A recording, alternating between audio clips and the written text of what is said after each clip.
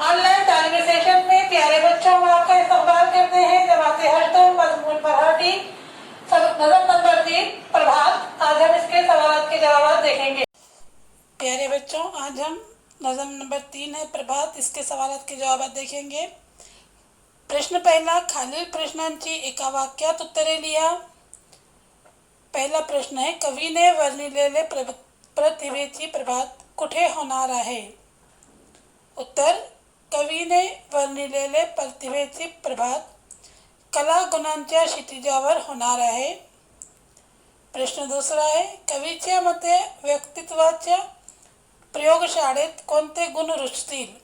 उत्तर आहे, कवीच्या मते व्यक्तित्वाच्या प्रयोगशाळेत शरीर सुदृढ, मन विशाल, तत्वांची रुजवणूक व अस्तित्वाची पायाभरणी होते। तिसरा प्रश्न आहे, प्रगतीची नवपरिभाषा कोणती? उत्तर आहे, नवीन स्वप्ने व नवीन आशा ही प्रगतीची नवपरिभाषा आहे। प्रश्न दुसरा, गोलातील शब्दांचा आधार घेऊन चौकटी पूर्ण करा। अ हे सुंदर जग कोणाचे? फुलपाखरांचे। दुसरा आहे, पसरणारा श्वास आपुलकीचा, अमूल्य शिकवण गुरुजनांची, पायाभरणी अस्तित्वाची।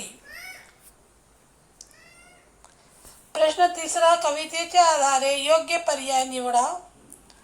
अ कलागुणांच्या क्षितिजावर प्रतिभेची पहाट उगवली कारण?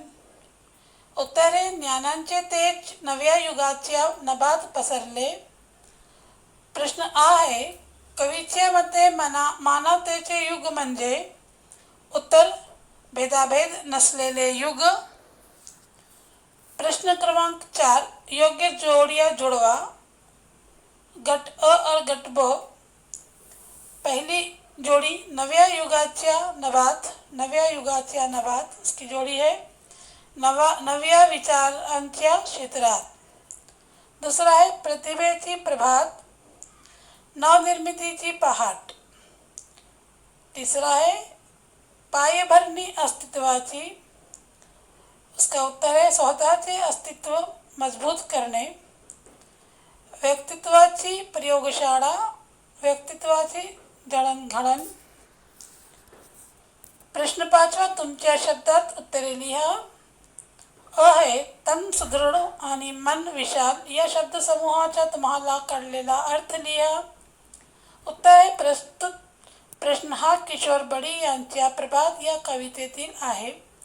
आपल्यातील कलागुणांचा विकास घडवावा व भेदाभेद मिटवून देशाला प्रगतीपथावर न्यावे असा संदेश दिला आहे।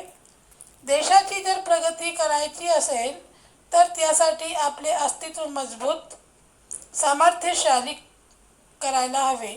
आपल्या अस्तित्वाचा पाया भक्कम करणाऱ्या, आपल्या व्यक्तित्वाचा सर्वांगीण विकास करणाऱ्या या जगात आपले तन म्हणजे शरीर निरोगी राहते। आपली विचार करण्याची, काम करण्याची पद्धत सर्वांचा विचार करून सर्वांना सामावून घेणारी बनत जाते। मन विशाल व व्यापक बनते। म्हणून कवीने वरील शब्दसमूह वापरले आहेत असे मला वाटते। अशा प्रकारे तन सुदृढ आणि मन विशाल या शब्दसमूहांचा अर्थ स्पष्ट करता येईल। प्रश्न आहे, तुम्हाला कळलेली कवीची प्रगतीची नवपरिभाषा स्पष्ट करा।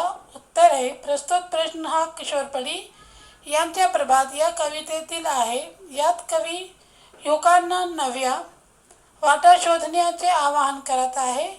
कवी असे सांगते की नवीन स्वप्ने उराशी बाळगणे, नवीन आशेने फुलणे आवश्यक आहे। आपल्या कष्टाने आणि सततच्या अभ्यासाने आपला देश उन्नत होईल।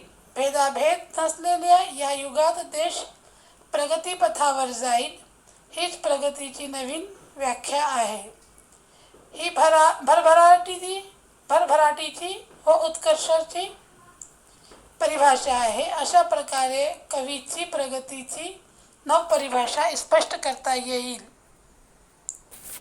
ई हे मिटवून सारे भेद चला रे मानवतेच्या युगात या ओळीचा तुम्हाला कळलेला सरळ अर्थ लिहा. उत्तर आहे माणसातील श्रेष्ठ कनिष्ठ उच्च नीच असे सर्व प्रकारचे भेद मिटवून आपण सर्व मानवतेचे युग साकार करूया असे आवाहन कवी प्रस्तुत ओळीतून करत आहे. नेक्स्ट आहे खेळू या शब्दांची. अ. खालील शब्दांसाठी कवितेतील शब्द शोधा. आकाश, नभ, सुगंध, सुवास, सुंदर, मनोहर, शरीर, तन.